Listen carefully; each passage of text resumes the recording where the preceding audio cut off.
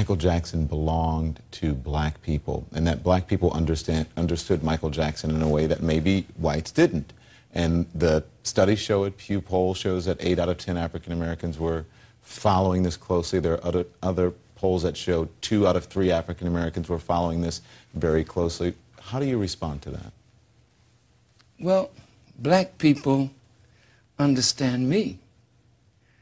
And you can ask most black people that have ever heard me, know something about me. They understand me. They don't view me as the media has portrayed me. And whenever you become strong, whenever your truth will undermine the falsehoods that the society seems to be built upon, you become a threat. So when you become a threat to the powers that be, they use the power of the media first to demagnetize you by making you appear as what you are not.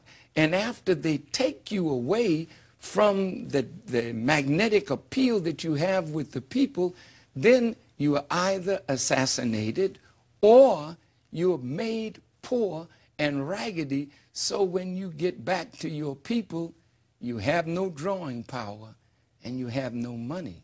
So to strip Michael of his legacy, to strip him of the catalog of the Beatles and Elvis, to strip him of the great financial strength that he potentially has, is to give him back to us in his move toward self-awareness, self-love. He always loved humanity. The problem was he did not have that love so much of himself, but he was growing to see the beauty of himself. You said he didn't have that love of himself. Talk to me more about that. In this way, most black people, not only here, but in the Caribbean, in South America, Central America, in Africa, we have been the victims of the tyranny of white supremacy and black inferiority. So we're ashamed of the flatness of our nose, the thickness of our lips, the kinkiness of our hair. So all of the pictures that I saw on CNN while I was in Africa, they showed Michael as a 9-year-old or 10-year-old in his black color, his thick lips, his nose, his hair. And then they showed this gradual progression of Michael.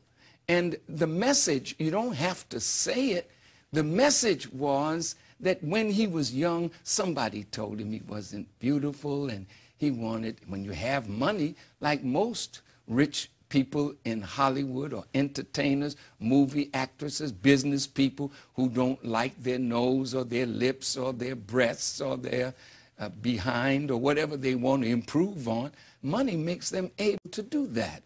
So he was improving in his mind on himself by changing his nose, his lips. But the journey, that's the journey outward. But are you saying that he didn't want to be black, that he wanted to be white or look white?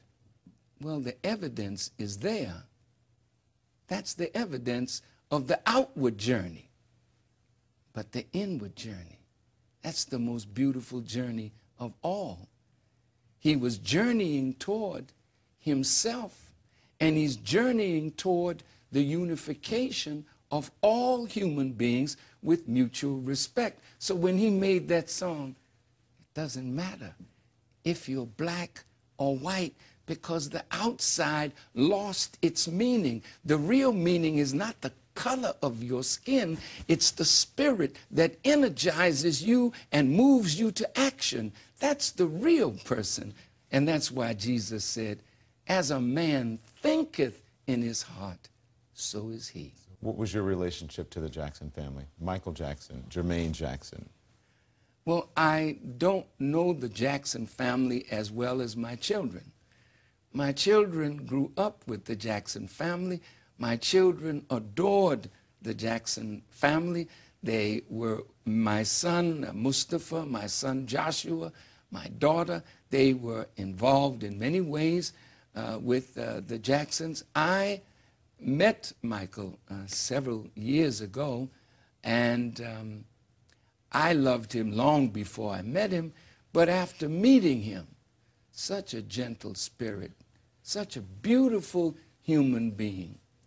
Yes, the tragedy is how Michael was portrayed, and I must respectfully say to the media, you as a media person, Mr. King as a media person, all of the people that are in media, if the sins of any of those who are before the world were exposed, you would lose your magnetism.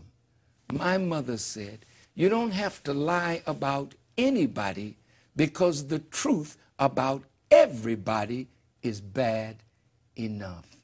Nobody comes this way without sin. Nobody comes this way without fault. But the flesh, this, argues against the spirit, and the flesh oftentimes wins. But when death comes, the flesh and the veil that the flesh uses to hide the spirit is buried. Mozart had a terrific life, Beethoven, Nat King Cole, you name it. All of us have problems. But when death comes, it puts a period to our life. The flesh goes back to the earth, but that essence that caused us to transcend time is what lives.